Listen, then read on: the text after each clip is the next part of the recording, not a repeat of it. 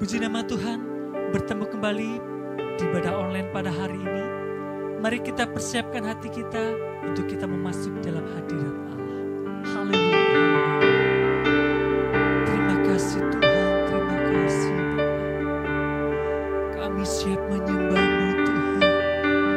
Kami siap memuliakan-Mu. Haleluya.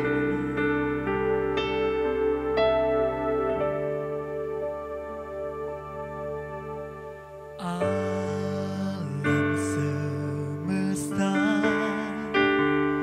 melukiskan kebesaran Tuhan. Bumi dan surga menyanyikan kemuliaan nama-Mu.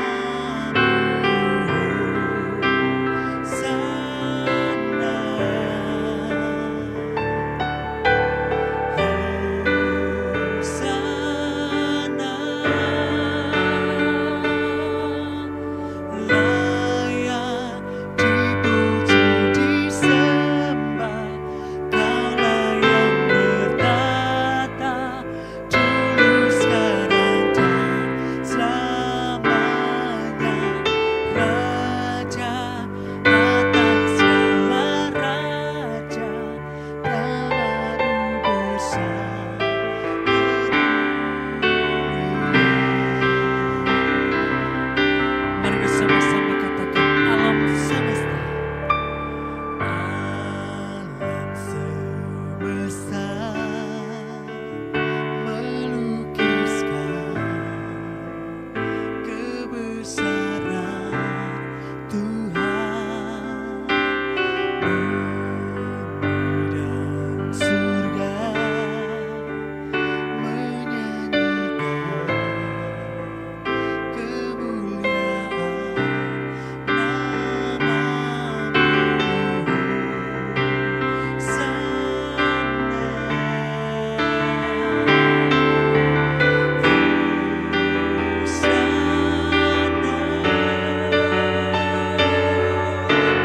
Layak dipuji disembah, Kaulah yang bertata dulu sekarang dan selamanya.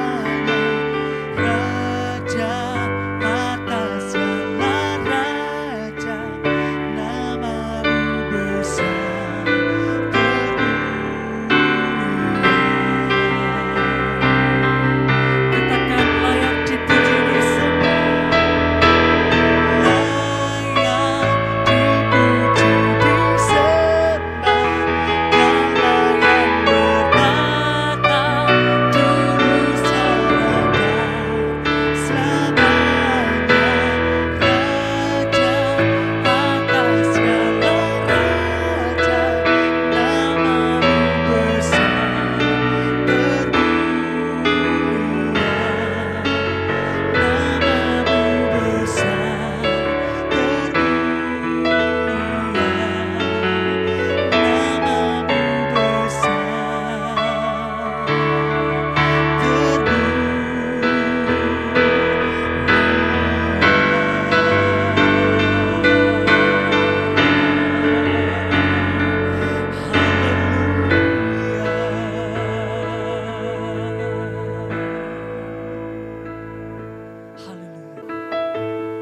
Puji nama Tuhan.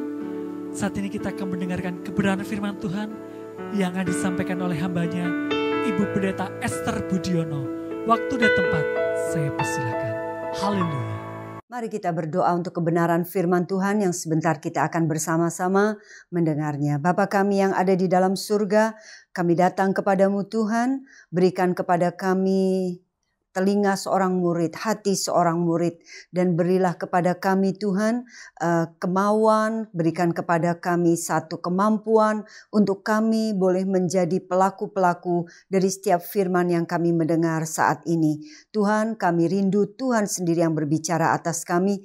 Kami mau Tuhan sendiri yang beracara pada saat ini. Kami serahkan semuanya ini ke dalam tangan dan kuat kuasa-Mu Tuhan. Di dalam nama Tuhan Yesus Kristus kami berdoa dan kami mengucap syukur. Amin. Amin. Shalom, sidang jemaat Betani Sangkakala di Surabaya yang dikasihi oleh Tuhan. Saat ini kita mari bersama-sama kita akan masuk di dalam satu kebenaran firman Tuhan. Berapa banyak di antara kita yang pernah masuk di dalam satu masa, yaitu kita menjadi orang yang mulai malas untuk berdoa. Kita menjadi orang yang mulai capek untuk berdoa. Dan mungkin kita menjadi orang yang pada akhirnya meninggalkan ibadah-ibadah doa kita atau jam-jam doa kita. Kenapa kita capek? Kenapa kita malas? Kenapa kita meninggalkan jam-jam doa? Kita mungkin masuk di dalam satu masa di mana kita merasa bahwa kita sudah mencoba, tetapi seakan-akan Tuhan gak ada di samping kita. Seakan-akan kita sudah ngomong, tapi sepertinya kita seperti ngomong dengan tembok. Kita gak ngerasain apa-apa. Mungkin dulu pada waktu kita nyanyi kita bisa nangis karena ngerasa jamahan Tuhan. Tapi saat ini kita seperti rasa blank. Kita seperti rasa gak rasa apapun.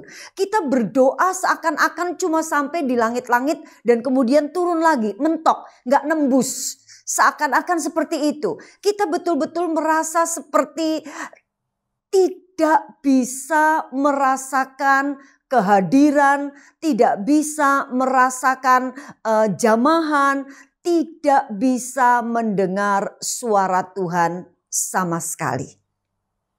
Nah, bukannya kita pada waktu mengalami hal ini dan kemudian kita langsung mengatakan sudah saya capek, sudah saya malas. Tidak, tapi kita berusaha. Mungkin kita mulai berusaha dengan hal-hal yang ada di luar kita.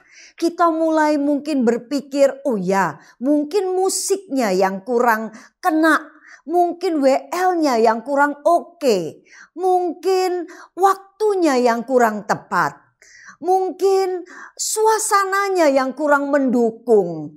Mungkin kita mulai usaha dengan berbagai macam hal-hal a-i-u-e-o untuk mendukung kita, untuk membuat kita pada akhirnya kita menjadi orang yang kembali lagi bisa merasakan, bisa mendengar dan bisa melihat tangan Tuhan di dalam kehidupan kita.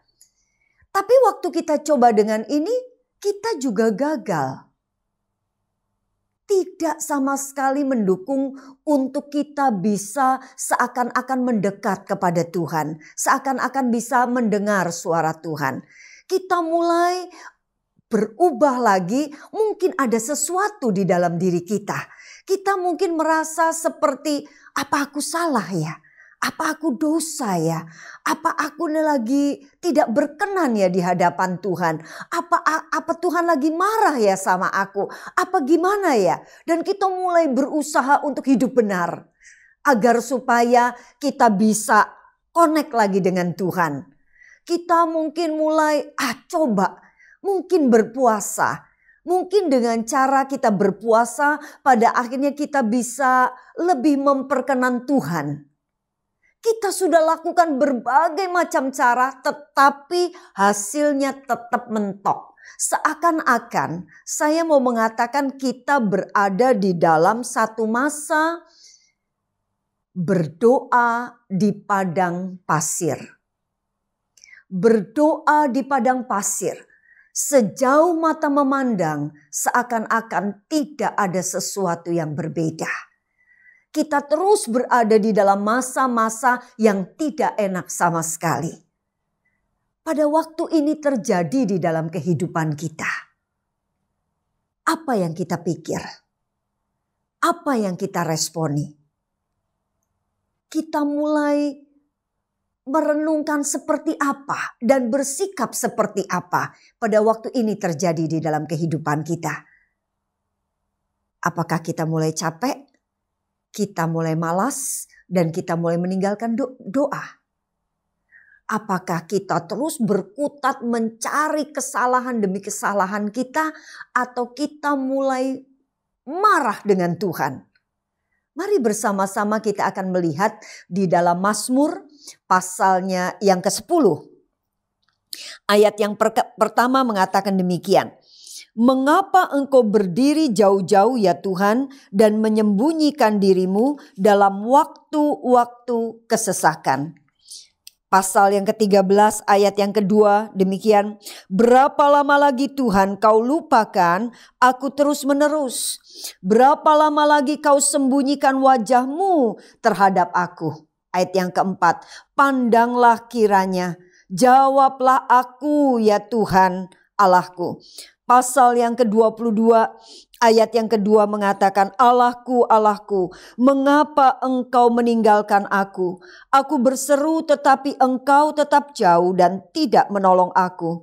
Allahku, aku berseru-seru pada waktu siang tetapi engkau tidak menjawab. Dan seterusnya.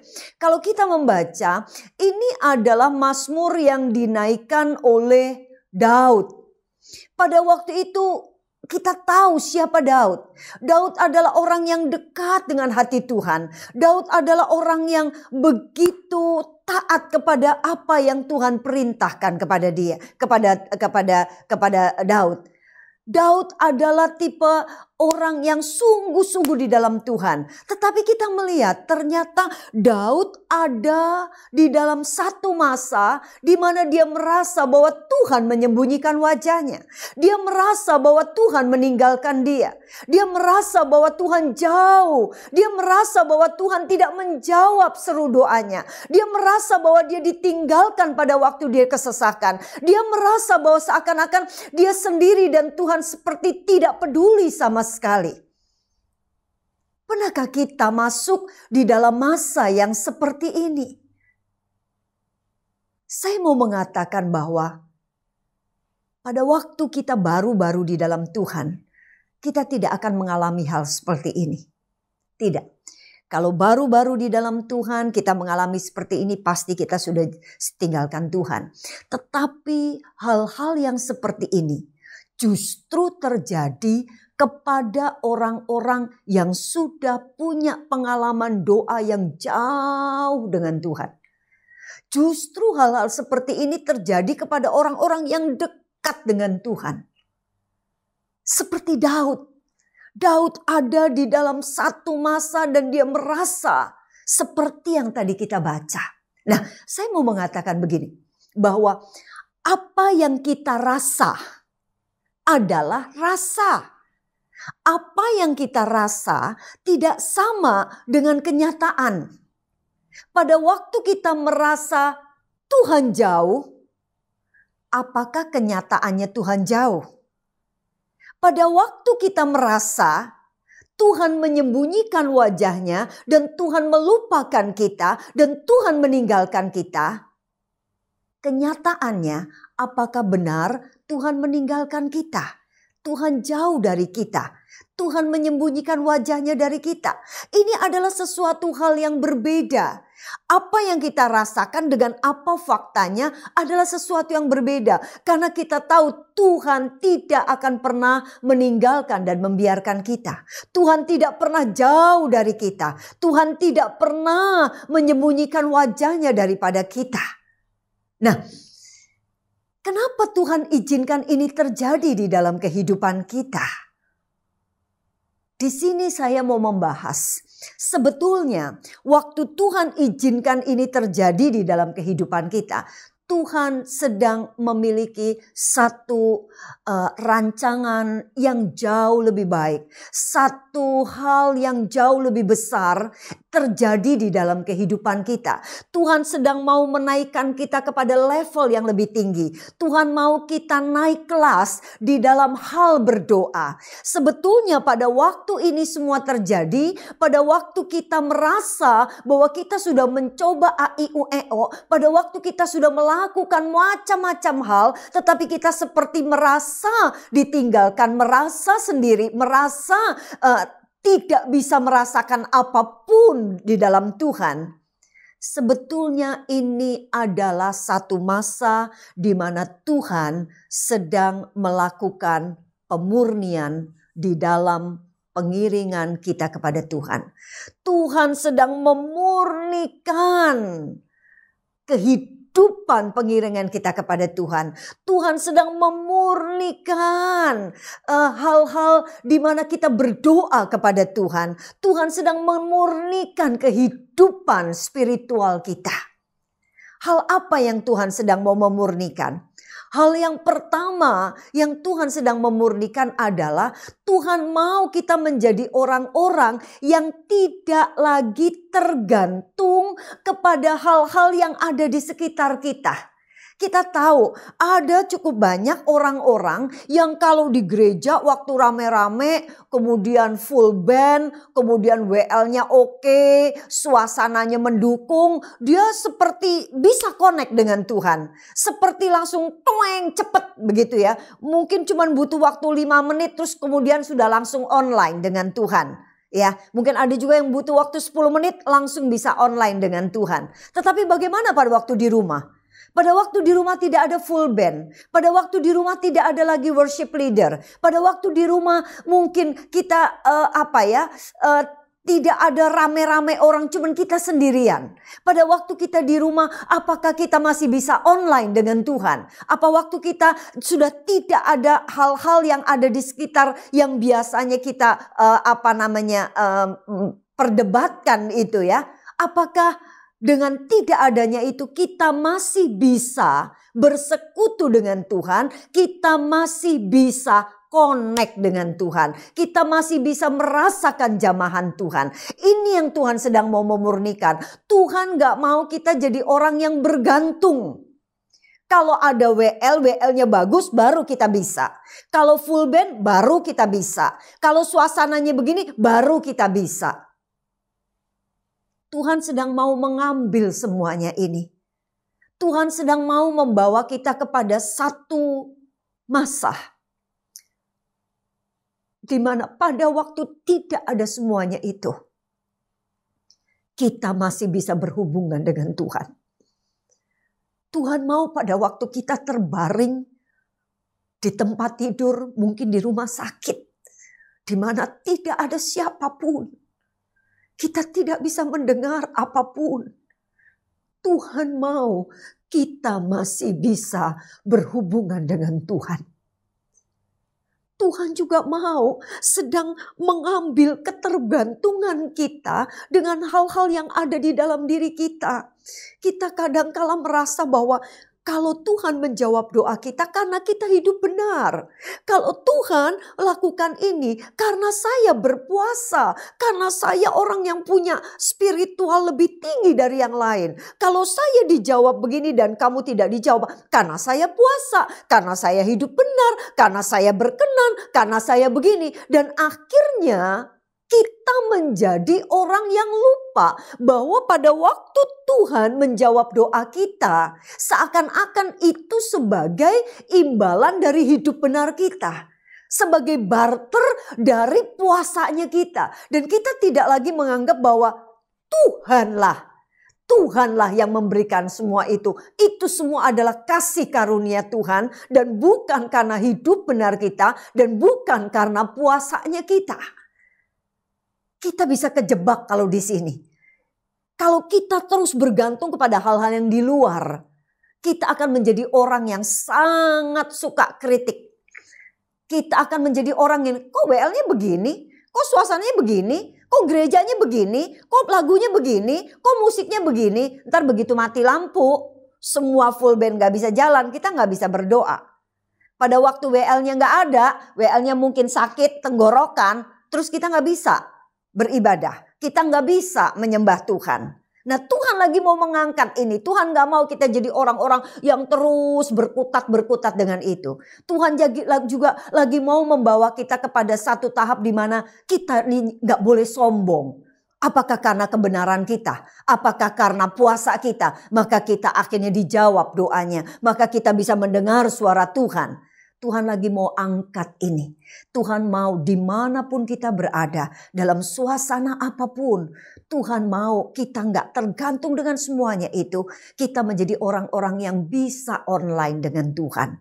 Apakah kita di kendaraan umum? Apakah kita lagi di rumah sakit? Apakah di rumah begitu rame? Mungkin ada teng tong. Sebelah rumah mungkin lagi bangun rumah sehingga cetak cetok dan sebagainya. Tapi kita masih bisa berhubungan dengan Tuhan. Mungkin pasangan kita lagi nggak enak, lagi ngomong nyanya. Mungkin anak kita, mungkin orang tua kita, tapi kita masih bisa berhubungan dengan Tuhan karena kita sudah tidak tergantung lagi dengan semua itu. Hal yang kedua yang Tuhan sedang murnikan adalah Tuhan sedang mau melihat apakah kita mau menjadi orang yang tetap mengikut Tuhan atau kita akan meninggalkan Tuhan. Kita akan tetap, kita tahu ada ayat di dalam Alkitab yang mengatakan, lihat aku berdiri di muka pintu dan mengetuk. Itu Tuhan yang berdiri di muka pintu dan mengetuk. Itu berarti apa? Kita yang di dalam, Tuhan yang di luar. Tuhan ketuk, tok. Esther bukain, aku mau masuk. Sekarang gantian. Tuhan yang di dalam, saya yang di luar. Saya yang ketok pintu. Tok. Tuhan bukain, saya mau masuk. Sekarang Tuhan gak bukain pintu. Pada waktu Tuhan gak bukain pintu, apa respon saya? Saya mungkin mengatakan, Tuhan aku mau minum, minta minum. Tuhan gak bukain. Sehingga Tuhan gak tersedia minum. Waktu saya lapar, Tuhan saya lapar, saya mau makan. Tuhan gak bukain pintu sehingga saya tidak bisa masuk dan makan makanan yang ada di dalam rumah. Tuhan saya mau tidur, tapi Tuhan gak bukain pintu sehingga saya tidak bisa beristirahat di dalam dan tidur. Apapun yang saya minta ada di dalam, tapi Tuhan gak buka pintu. Sehingga saya tidak bisa menikmati semua yang ada di dalam sana. Nah pada waktu seperti itu, apa yang kita mau lakukan? Kita mau marah? Kita punya deadline, tak tunggu ya. Seminggu, setahun, 5 tahun, Tuhan gak kasih, aku pergi. Aku ke tetangga sebelah mungkin. Apa kita mau begitu? Atau kita tetap mau mengetuk? Di sini Tuhan sedang mau memurnikan. Sebetulnya pada waktu kita ketuk pintu yang seakan-akan kita mau masuk bertemu dengan Tuhan, betulan kita mau bersekutu dengan Tuhan atau kita cuma mau berkatnya Tuhan? Di sini kita sedang dimurnikan. Kalau kita orang-orang yang cuma mau berkatnya Tuhan, begitu pintu gak dibukakan, jelas kita akan selesai.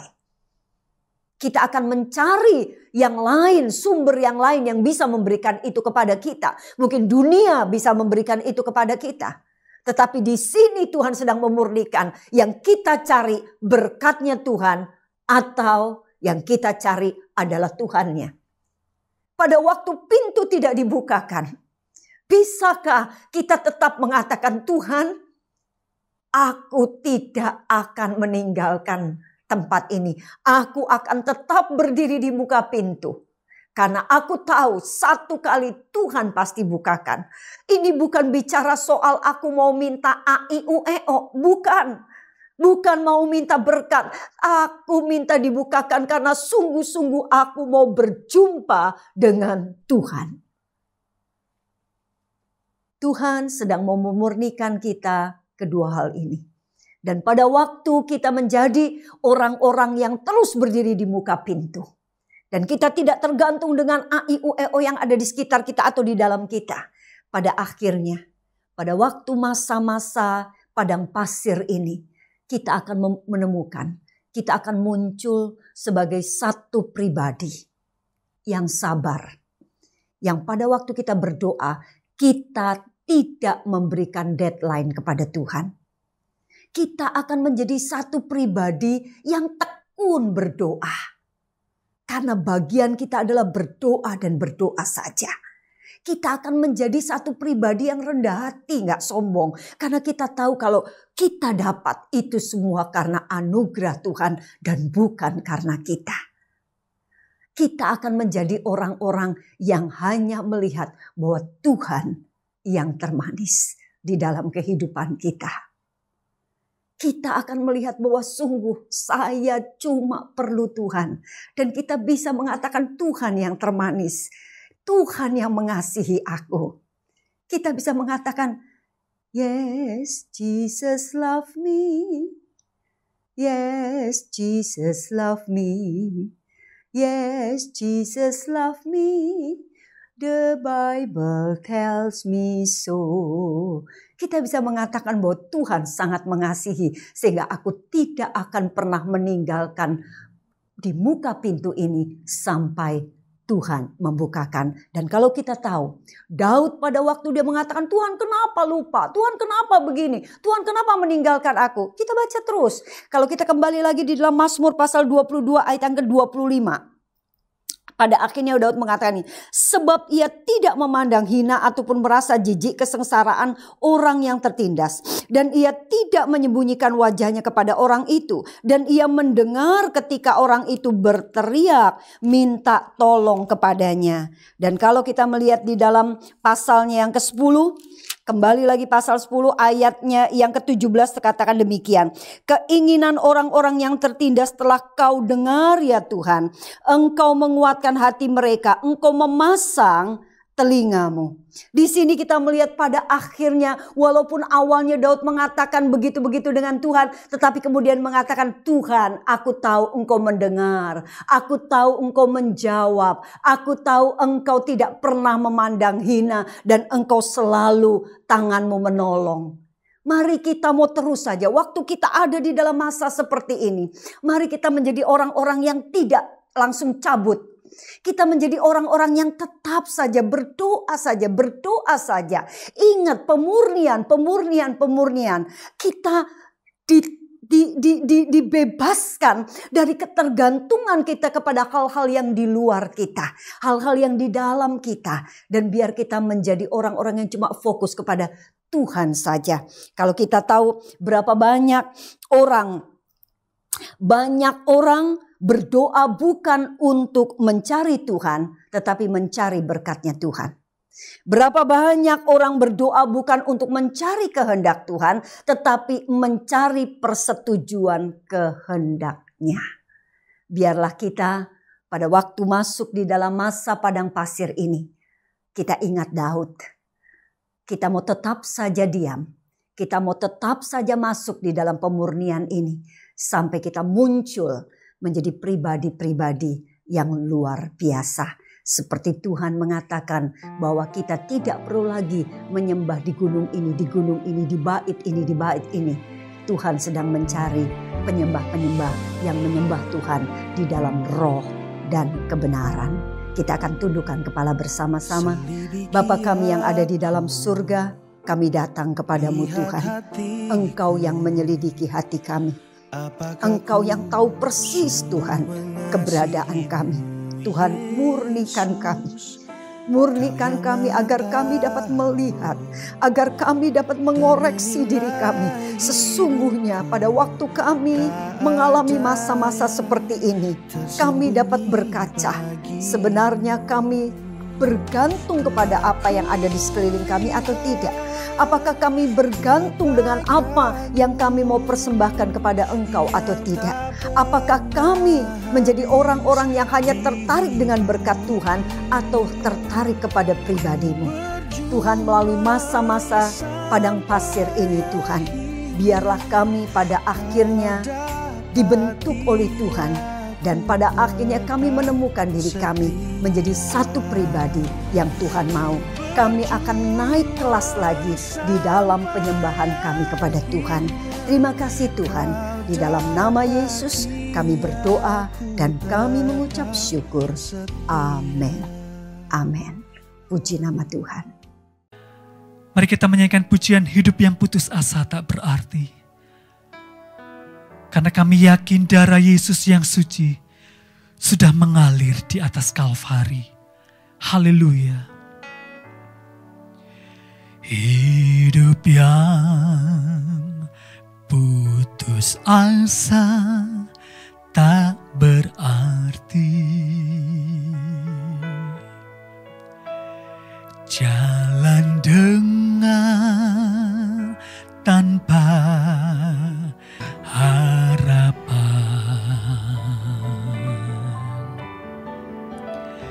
lalu tangan yang berlubang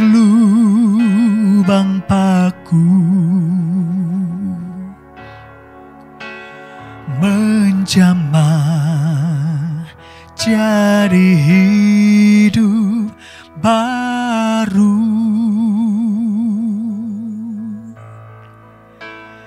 dan kayu yang kasar mengubahku. Jalan hidup yang penuh kegagalan,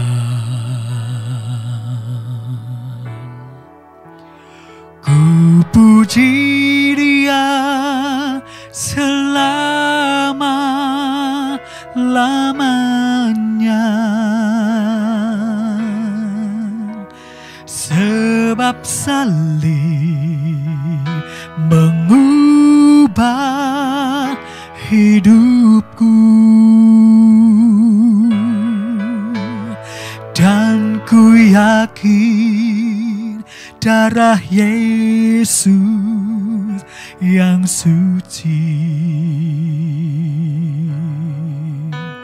sudah mengalir di Kalvari.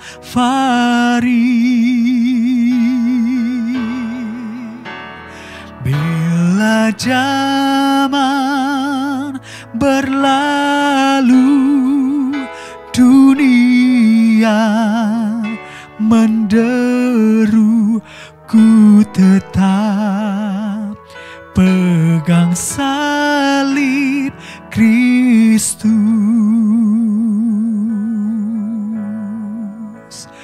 Ku tetap pegang salib Kristus.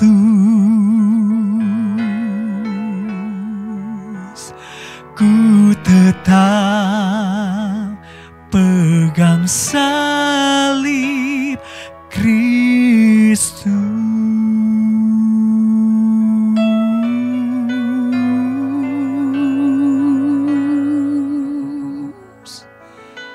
Amin. Haleluya. Mari kita angkat roti seketul ini sampai di atas dada. Masing-masing memejamkan mata, merenungkan pengorbanan Tuhan Yesus yang begitu mulia. Terlebih dahulu saya bacakan 1 Korintus 11 ayat 26 sampai 31. Sebab setiap kali kamu makan roti ini dan minum cawan ini, kamu memberitakan kematian Tuhan sampai Ia datang. Jadi barang siapa dengan cara yang tidak layak makan roti atau minum cawan Tuhan, ia berdosa terhadap tubuh dan darah Tuhan. Karena itu, hendaklah tiap-tiap orang menguji dirinya sendiri, dan baru sesudah itu ia makan roti dan minum dari cawan itu.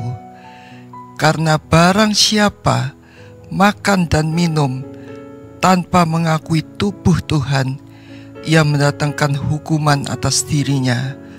Sebab itu banyak di antara kamu yang lemah dan sakit, dan tidak sedikit yang meninggal. Kalau kita menguji diri kita sendiri, hukuman tidak akan menimpa kita. Dan ketika mereka sedang makan, Yesus mengambil roti, mengucap berkat, memecah-mecahkannya, lalu memberikannya kepada murid-muridnya dan berkata, "Ambillah, makanlah, inilah tubuhku." Adapun roti yang telah kita pecah-pecahkan bersama ini, bukankah ini adalah persekutuan kita dengan tubuh Kristus? Mari kita makan bersama di dalam nama Tuhan Yesus Kristus sambil mengucap syukur. Terima kasih Bapa, biarlah aku di dalam Engkau dan firman-Mu di dalam diriku. Dengan demikian, bersama dengan Engkau, kami akan mampu mengatasi, melampaui melewati masa sulit ini dengan sukses. Dalam nama Tuhan Yesus.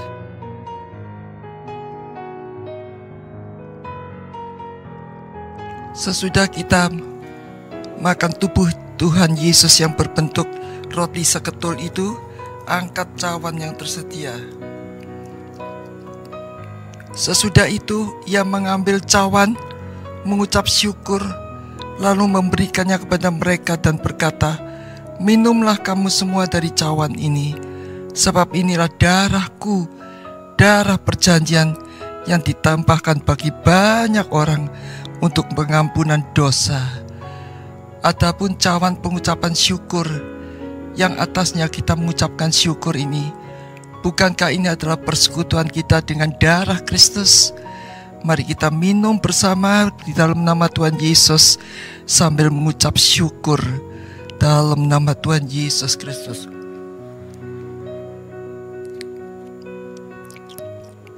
Terima kasih Bapa, kami bersyukur oleh tubuh-Mu, oleh darah-Mu, kami semua tidak binasa. Kami beroleh kehidupan yang kekal. Kami mengucap syukur ya Bapa. Engkau telah melawat kami masing-masing, sehingga kami bisa menikmati perjamuan kudus ini. Kami boleh bersatu dengan tubuh dan darah Kristus. Kami baru boleh mati dan bangkit bersama dengan Kristus, menuju kepada kehidupan kekal. Terima kasih Bapa. Terima kasih dalam nama Tuhan Yesus. Sembah Dia sambil mengucapkan syukur. Terima kasih ya Bapa Kuraka Pakasyi Karawal. Dalam nama Tuhan Yesus kami mengucap syukur. Amin. Mari kita buka kedua tangan kita. Bapa, sempurnakanlah ibadah kami. Beri kami kemampuan untuk merenungkan firman-Mu dan melakukan firman-Mu ya Dada. Jemaat yang dikasihi Tuhan, terimalah berkat di dalam nama Bapa, Putra, dan Roh Kudus, dalam nama Tuhan Yesus Kristus, dari sekarang sampai Maranatha. Tuhan Yesus datang untuk kedua kalinya. Yang percaya, katakan amin. Shalom, sampai ketemu minggu depan. Tuhan Yesus memberkati.